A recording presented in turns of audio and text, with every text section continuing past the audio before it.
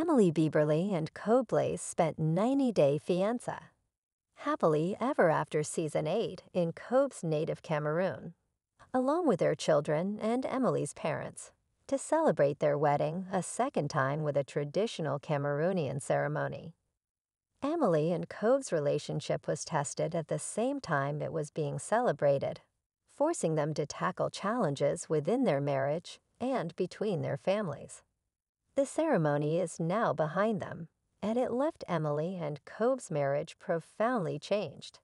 Emily, an American woman from Kansas, and Cobe, a Cameroonian man, met while traveling through China. They had a fast-paced romance, and Emily became pregnant before the end of their trip.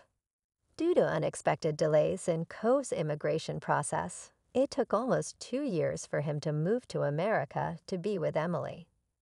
Cobe and Emily are now married and have 3 children, with their son, Atom, born in early 2024, 90-day fiancé.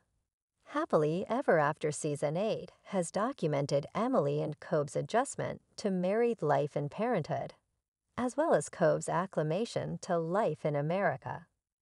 The start of Emily's trip to Cameroon was marred by her cold reception from Cobe's friends. They questioned whether Emily was a good fit for Cobe, considering she is outspoken and unapologetic.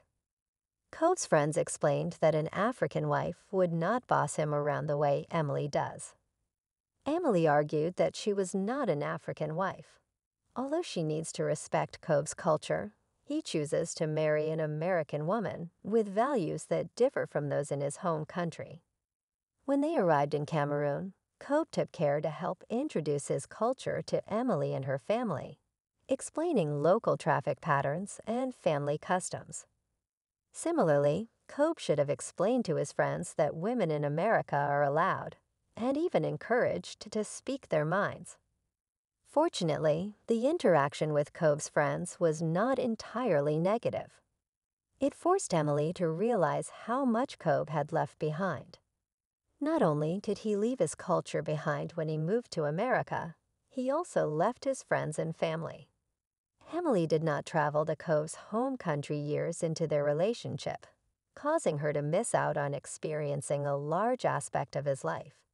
While it took some time to build trust with Cobe's friends, it also helped Emily understand parts of Cobe's life in a way that was not possible in America. On top of Cobe's friends having negative feelings about Emily, one of them revealed that Cobe and his ex-girlfriend were still together when Emily got pregnant. This information bothered Emily, who was suddenly unsure if her relationship was built on a lie. She wanted the truth during her time in Cameroon, which caused friction between her and Cobe. Emily's lack of trust in Cobe revealed the fragility of their relationship. Emily ultimately insisted on meeting with Cobe's ex to hear her side of the story. As they waited for Cobe's ex to arrive, Cobe gave in and told Emily the truth. He admitted he had never officially broken off his prior relationship, so it was technically true that he was with somebody else when he met Emily. However, the news was not as detrimental to Emily and Cobe's relationship as expected. Emily was sympathetic to Cobe's ex, explaining how hurtful it would be to be ghosted by a long-term partner who went on to marry somebody else. Cobe, too, felt guilty about the situation, which is why he lied about it. Emily felt relieved to know the truth, and she moved on. Cobe's ex never showed up to the meeting, but Emily and Cobe left with their marriage in a place of better understanding.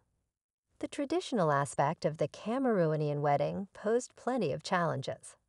Emily's parents were told they had to name a price for their daughter, which was to be paid by Cobe's family. Emily's mother had reservations about this gesture, as she felt she was selling her daughter. She was uncomfortable putting a price on her daughter and didn't like the implication that Cobe's family would own Emily. Cobe took time to explain to Emily's family that these rituals are symbolic, and while they have significant cultural roots, they are simply a way to show respect for his heritage. Emily's father, meanwhile, was amused by the custom and happily complied. He ended up trading Emily for items such as a goat and an umbrella. Emily's parents may have been out of their element in Cameroon, but their willingness to step outside their comfort zone displayed their respect for Cobb and his culture. Although Cobb has acclimated well to life in America, he sacrificed a lot for his relationship with Emily. He deserved to celebrate his marriage in a way that honored his culture. Cobb's enthusiasm and excitement over the traditional elements of the wedding showed how much he had missed the life he left behind. Emily's ease at adapting to Cobb's culture, just as he did for her, shows that they are making an effort to understand one another. Regardless of culture and location, any wedding is an opportunity to reflect on love and commitment. Even though they were already legally married, Emily and Cobb were brought even closer by celebrating their love again. The ability to have their parents and children present for the ceremony was also important for their relationship. With heritages that are so different, it's significant that Cobb and Emily's love had the power to unite those closest to them. Cobb stood up to his friends in Emily's defense, and his friends still attended the wedding to support his marriage. Emily and Cobb's families also moved past earlier misunderstandings about the bride price, proving their ability to bridge their cultures. Emily and Cobb's trip to Cameroon was a pivotal point in their marriage. They worked through significant challenges in their relationship, facing lingering questions from the past. Emily and Cobb's Cameroonian wedding allowed them to honor Cobb's heritage, and it resolved the issues that have burdened them throughout 90 Day Fiancé. Happily Ever After Season 8.